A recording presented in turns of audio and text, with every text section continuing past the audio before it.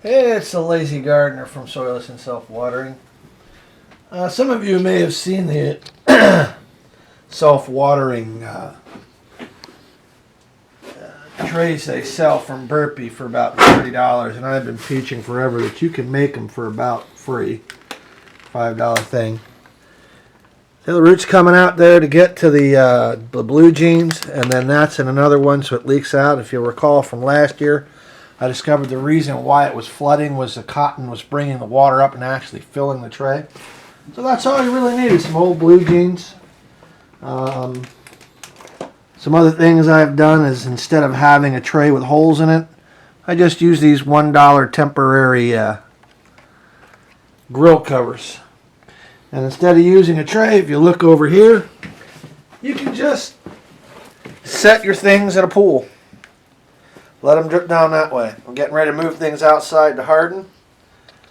But there you have it. Something else I discovered this year, things were going good, but they started going great when I put the lights on a timer and actually gave them a dark cycle. So there you have it. Until next time. Okay, it's the Lazy Gardener for Soilless and Self-Watering here, and I just gave these tomatoes their first drink of Miracle Grow. As you can see, some of them look decidedly short on the nutrient department, and I did that on purpose. Those aren't mine. I did it because I had a burning question. I used, of course, the Miracle Grow potting soil that says it feeds for up to 4, 5, 6 months, whatever. And I had to question, was that really enough to keep the plants all the way up till planting? And the answer to the question is no, it was not. While it may, in an entire pot in such a small amount, the plants, especially at the start, it looks like it will deplete it. So like I said, somebody may have answered this question before and I may have never seen it, but this channel is all about honesty, really. A lot of the stuff I'm doing, not much of it is new and unexplored, but some of it is that no way, that doesn't work. And in the case of the rain gutter gardening, no, it really works. So so does growing in straw bales, for that matter. That being said, until next time. So you might remember a while ago I showed you these tomatoes. I said I'd bought the Miracle Grow that had the 6 months of feeding in them, and I had not, as I usually done, given them every now and then some diluted Miracle Grow solution, and they were looking decidedly malnourished.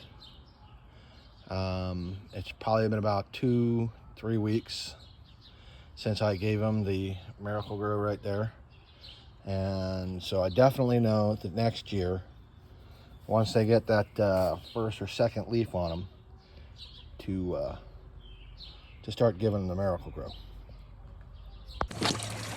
All right, folks, it's the Lazy Gardener here at Soilless and Self-Watering LLC, and I showed you the other day what things were at the Purdue plot. Here we are at the home plot, where you can see we've got the reservoir doing the whole wicking, the whole basically rain gutter gardening, and how well that's doing. And up here is the straw bale, which for whatever reason is doing far better than there.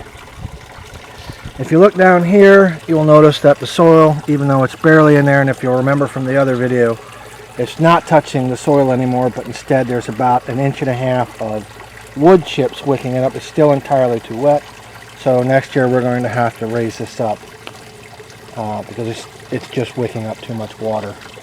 You might notice I have a little 7 dust down on the basil, because it turns out Japanese beetles really love basil, and they were decimating it. And that's my rule. Dew doesn't bother me, but when they're going to destroy the whole crop, that's when I use a pesticide.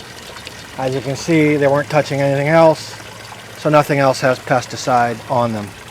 Our little pool party over here, which is again has about 4 inches of mulch and then dirt.